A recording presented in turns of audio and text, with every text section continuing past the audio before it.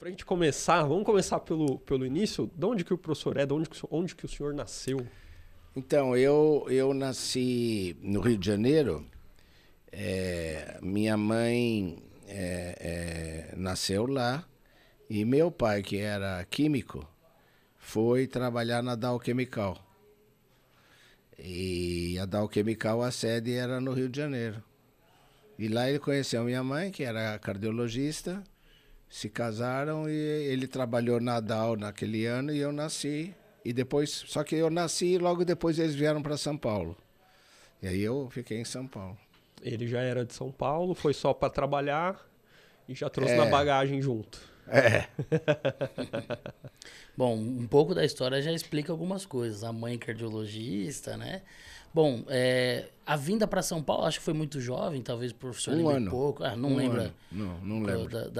desse primeiro ano no Rio de Janeiro. Aqui em São Paulo viveu mais ou menos em que região? Então, os primeiros anos foram num apartamento na Avenida Angélica, ao lado da Praça Buenos Aires. Sim. Mas de memórias de infância, eu lembro do bonde, o Camarão. Um bonde colorido de vermelho, o elétrico, que totalmente fechado, que as portas abriam. Eu digo fechado porque no Rio os bondes são abertos. Sim. Mas aqui em São Paulo, pelo frio, né? São Paulo era mais frio do que hoje, bem mais frio. Então os bondes eram fechados. Mas é uma memória assim, muito remota. Legal, meu pai fala muito dessa época. Meu pai foi engraxate, office boy em São Paulo. Meu pai era office boy em São Paulo em 1960. Aliás, 60 não, 60 ele estava lá em Brasília. Acho que 62, 63 ele já estava trabalhando aqui como office boy, engraxate aqui em São Paulo. Então ele conta sobre toda essa dinâmica, como a cidade de São Paulo era diferente. Eu acho um barato isso aí. E eu confesso que eu adoraria conhecer um pouco mais desse acervo histórico da cidade, cara. Era uma dinâmica diferente, né, de cidade, assim, né, Completamente diferente. E, olha, outra memória que eu tenho é que os homens usavam chapéu. Acho a melhor parte. Todo mundo usava. Porque tinha a garoa, essa música São Paulo da Garoa, era verdade.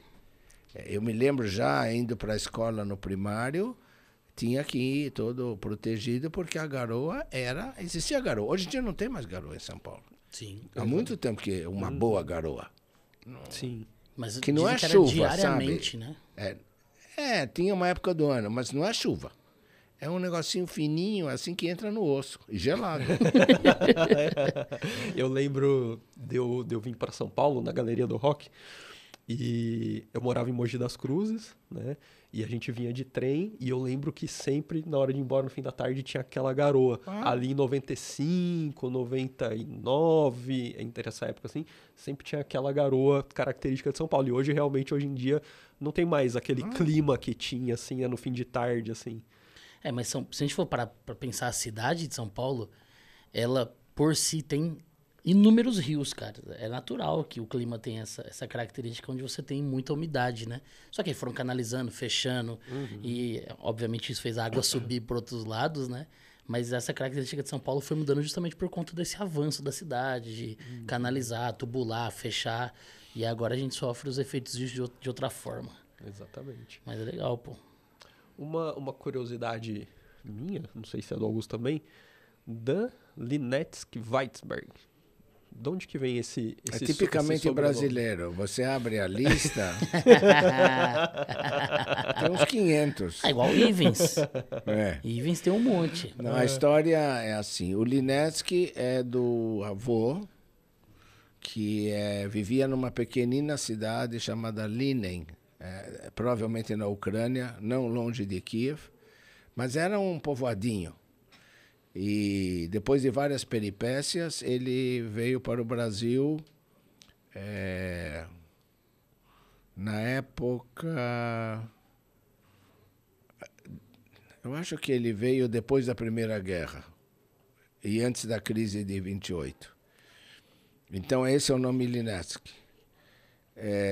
E Weitzberg é do meu pai, que veio com o pai dele, portanto meu avô, a esposa, a avó, Ele com 6 anos de idade e a irmã dele com 4 anos emigraram da Polônia antes da eclosão da Segunda Guerra Mundial. Antes. Antes. Mas aí já naquele período... Já havia uma situação... Eles moravam em... É muito interessante a diferença entre os dois, porque o Linetsky, ele veio de um povoadinho rural, bruto. Os Weizsäckers vieram da Varsóvia. Quando eles chegaram no Brasil, não tinha trem elétrico, não tinha nem eletricidade na rua. Eles ficaram chocados, porque Varsóvia era como Paris, mais ou menos, naquela época. Desenvolvido. Muito desenvolvido.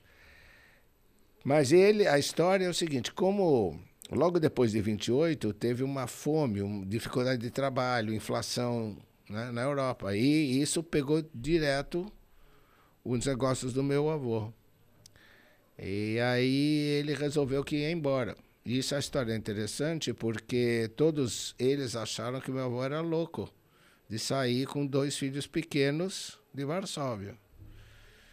E mais interessante é que ele ia para a Austrália e não para o Brasil. Mas acontece que o trem chegou atrasado no porto.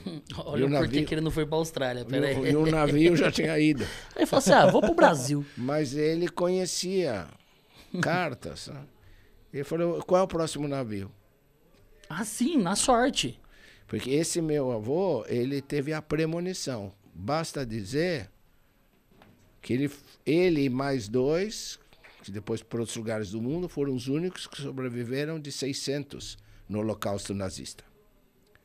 Todo o resto da família que achou ele louco foi para o campo de concentração. Mas porque ele saiu antes? Saiu antes. Mas assim, já tinha, então, já foi foi antes de 1930 ou foi imediatamente após? Foi. Então, o crash da Bolsa foi em 28. Então, foi uns 2, 3 anos depois. Já estava começando, já tinha essa onda. Não, já estava começando. O Hitler já estava assumindo. Internamente na Europa já tinha muitas movimentações. Ele já tinha assumido já. Já teve a queima do parlamento, as coisas já estavam andando. Já estavam perdendo direitos e outras coisas mais. Nossa, que interessante, cara. E, obviamente, agora dá para entender. Da Austrália já foi. Qual que é o próximo? Cara, eu vou embora, eu não vou ficar aqui, porque aqui vai dar chabu, né? Vai dar ruim ficar aqui. Interessante essa visão.